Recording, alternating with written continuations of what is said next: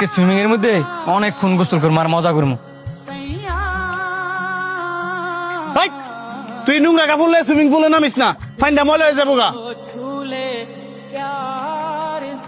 আমি যদি আগে জানতাম তুই আর লগ করে কক্সবাজার নিয়ে আইবি, তাহলে আমি কক্সি গেলাম হইলে না। নিয়ে আইসা জিনিস ভালো কথা, মাইনা নিলাম। জেনে যাস এনি লয়ে যাস, এটাও মাইনা নিলাম। এখন কি নোংরা কাপড় লইয়া আমগো লগে সুইমিং পুলে নামবো? এটা আবার কেমন ধরনের কথা কস? ময়লা কাপড় চোপড় ফুরছে দেখে কি সুইমিং পুলে নামতে পারতো না? এত কিছু যেহেতু মাইনা নিছস, এটাও মাইনা নি। না অসম্ভব, হাই পানির মধ্যে নামলে আমি জীবনে এই পানিতে নামতাম না। হ্যাঁ দেখলই তো আমার ঘিন্না ঘিন্না লাগে, আবার এক লগে গোসল করমু। বন্ধু আমার ভুল হয়েছে, তোমরা গোসল করো, আমি রুমে যাইগা। আসলে আমি এই জায়গার যোগ্য না। তুই খারো দেখছানি, তুই আজকা কটা টিয়ার অহংকারে অন্ধ হয়ে গেছিস গা। তুই সুইমিং পুলের গভীরতা মাপতে পারবি, কিন্তু তুই যে তার মনে কষ্ট দিছস, ওই কষ্টের গভীরতা কিন্তু মাপতে পারবি না। আমি কোনো কিছু ভুল বলি নাই, যার যোগ্যতা যেন সে সেই জায়গায় থাকবো। কিসের যোগ্যতা?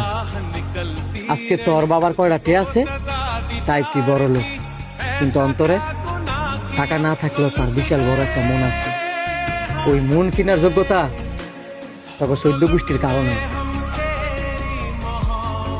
তুই হয়তো বা ভুলে গেছিস গা, কয়েক বছর আগে যখন তুই বাইক অ্যাক্সিডেন্ট করছিলি, তোর বাপের এত টিয়া থাকলে কি হইব?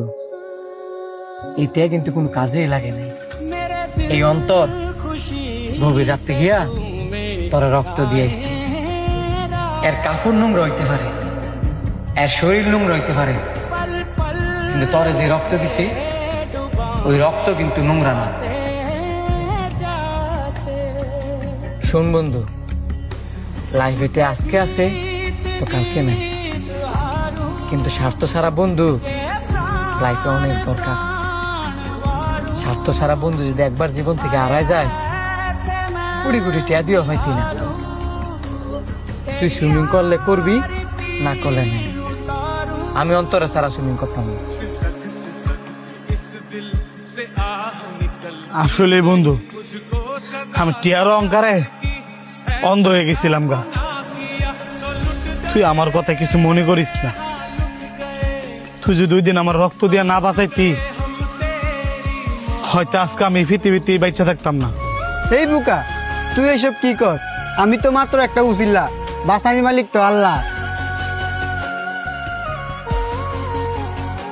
হাই, আমরা 4 বন্ধু মিল্লা এক লগে সুইমিং পুলে গোসল করমু, এক লগে পুরো কক্সবাজার ঘুরমু।